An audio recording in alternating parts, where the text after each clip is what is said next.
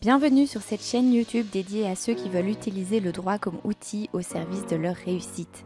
Je suis Alexiane Wins, avocate au barreau de Bruxelles et depuis 2011, j'aide les indépendants à relever les défis juridiques qui se présentent au cours de la vie de leur entreprise.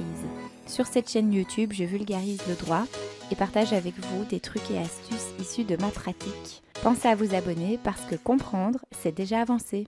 Bonjour, bienvenue dans cette nouvelle vidéo. Aujourd'hui, la vidéo a été inspirée d'une de mes audiences de ce matin. Alors, je ne vais pas vous parler de ce dossier-là en particulier, bien évidemment. Je voudrais profiter de cette vidéo pour vous parler d'une question qui va se poser pour vous, même lorsque vous êtes en train de préparer votre projet. Et d'ailleurs, je vais en profiter pour rependre ma toge parce que, évidemment, ce matin, elle a un peu servi. Donc, je remets ma petite toge à côté de moi. Hop! Voilà, voilà. Alors, je vous le disais, on va parler d'une question qui va vous intéresser même au stade de la préparation de votre projet d'entreprise. Et cette question, c'est laquelle? C'est de savoir, quand vous allez créer votre entreprise, il y aura un moment où vous allez vouloir grandir, où vous allez vouloir générer plus de revenus. Et à ce moment-là, vous allez vous poser la question de vos ressources humaines. Quelles sont les ressources humaines dont vous avez besoin pour faire grandir votre entreprise? Est-ce que vous avez besoin de recruter du personnel? Est-ce que vous avez besoin de faire appel à des sous-traitants? Ou est-ce que vous avez besoin de faire appel à des partenaires commerciaux éventuels? Et ça, pourquoi c'est une question essentielle même lors du démarrage de votre entreprise? Simplement pour pouvoir avoir une vision claire de la direction que vous allez emprunter pour la croissance de votre entreprise. Et de savoir ça, ça va vous permettre de répondre à 3 questions essentielles. La première question, c'est qu'est-ce que votre entreprise va pouvoir offrir aux personnes qu'elle va soit engager, recruter ou soit entrer en collaboration avec des sous-traitants ou des partenaires. Mais donc de savoir déjà de votre côté ce que vous allez pouvoir offrir à ces personnes, ça va clarifier la situation de votre côté. Deuxième chose, ça va clarifier les profils que vous allez rechercher. Si vous voulez recruter du personnel en interne, ce n'est pas le même profil que si vous cherchez un sous-traitant qui travaille de façon indépendante, qui a aussi sa clientèle, qui a peut-être d'autres entreprises pour lesquelles il ou elle travaille, etc. Si vous cherchez un partenaire commercial, peut-être que vous cherchez quelqu'un qui débute et qui va travailler exclusivement pour représenter votre entreprise ou quelqu'un qui a déjà de l'expérience dans votre secteur d'activité, qui représente déjà d'autres entreprises et qui pourrait ajouter la vôtre à son portefeuille. Bon, vous voyez, ce ne sont pas nécessairement les mêmes profils que vous allez rechercher et ça mérite d'être clair pour vous. Et finalement, le troisième point, ça va être quel va être le type de contrat que vous allez proposer à ces personnes.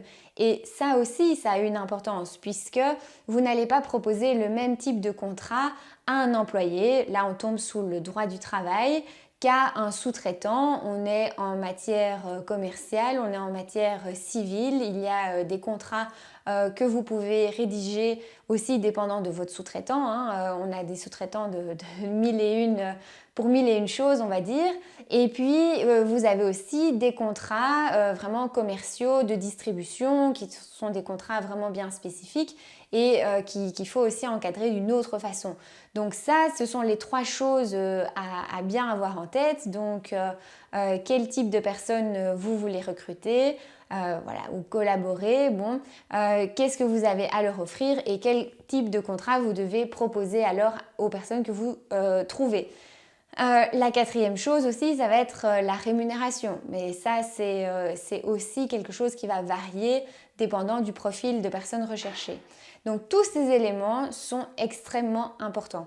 Et pourquoi ça mérite d'être clarifié, en tout cas de votre côté, au moment où vous démarrez votre projet? Simplement parce que ce que ça va demander comme organisation dans votre entreprise, ce que ça va demander comme budget, comme moyens financiers, ce que ça va demander en termes de culture d'entreprise, tout ça, ça va avoir un impact évidemment. Et puis, si ça n'est pas clair pour vous, dites-vous que ce ne sera pas clair pour les personnes avec qui vous allez collaborer, quelle que soit la manière dont vous allez le faire. Et c'est là, c'est toujours quand les choses ne sont pas très claires que les problèmes apparaissent. Et c'est très important de finalement, voilà, comme pour les autres types de contrats dont je vous parle dans mes vidéos, mais c'est toujours important de partir sur des bases où vous êtes tous les deux, où toutes les parties sont sur la même longueur d'onde. Pourquoi?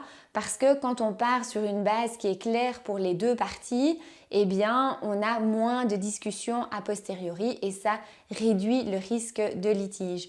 Parce que bien souvent, quand la situation n'est pas du tout claire, dans la réalité, il y a des situations où les parties n'ont même pas de contrat et où elles ont collaboré un peu comme ça dans les faits. Et puis, il y a un problème qui survient et on doit alors se positionner au moment du litige dans une ou l'autre des catégories et là ce sera du cas par cas, ce sera en fonction de la situation réelle des parties, ce sera en fonction des échanges de mails qu'il y aura eu, en fonction de la manière dont tout ça se sera mis en place. Il y a plein de critères d'évaluation évidemment, mais ça rendra la tâche beaucoup plus difficile et ce qui va se passer aussi dans ces cas-là, c'est que chacune des parties dans le litige va vouloir faire rentrer la relation commerciale ou la relation de collaboration qu'il y a eu. Et bien, chaque partie va vouloir faire rentrer ça dans la catégorie qui l'arrange le mieux et dans laquelle elle a le plus de chances d'obtenir ce qu'elle veut évidemment. Ou aussi la catégorie dans laquelle elle se projetait, mais qui n'est pas la catégorie dans laquelle l'autre partie se projetait. Et c'est là qu'on voit qu'il y a un décalage entre les réalités parallèles dans lesquelles sont les parties. Et c'est quand il y a ce décalage, enfin voilà, on voit bien, il n'y a pas un match. Donc ça veut dire que chacun est sur son point de vue et finalement, on a beau discuter ensemble, on ne voit pas les choses de la même façon. Et ça, de pouvoir mettre un contrat sur la table, de pouvoir en discuter avant le début de la collaboration, avant de s'engager une partie avec l'autre, eh bien, ça permet vraiment de réduire tous ces risques parce que à ce moment-là, une des parties peut dire « Ah, c'est sous cette forme-là que vous voulez collaborer, ben moi ça ne me convient pas du tout, je cherche plutôt voilà, un contrat de travail » ou « Ah non, mais moi je tiens à mon indépendance et je ne veux pas travailler en tant que salarié ». Enfin, vous voyez, il faut que les choses soient le plus claires possible pour éviter toute confusion par rapport à ces qualifications de relations de travail ou relations commerciales. Ça vaut quand on est dans un lien de salarié, mais ça vaut aussi entre indépendants. Donc là, ça vaut vraiment la peine de clarifier tout ça. Ça vaut aussi la peine de le clarifier simplement parce que la loi prévoit des régimes bien particuliers dans toute une série de situations. Donc une fois qu'on sera devant une situation litigieuse, eh bien la première chose que les avocats vont faire et que le tribunal fera dans un second temps, c'est d'essayer de faire rentrer votre relation de collaboration dans l'une ou l'autre des catégories.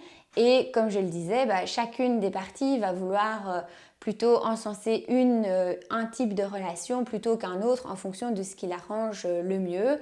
Ça va aussi avoir une incidence sur le tribunal qui sera compétent éventuellement.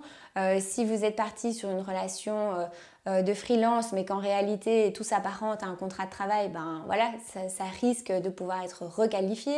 Donc là, il y a aussi des enjeux à ce niveau-là. Vous voyez, il y a comme ça différentes catégories qui sont stipulées, prévues par la loi.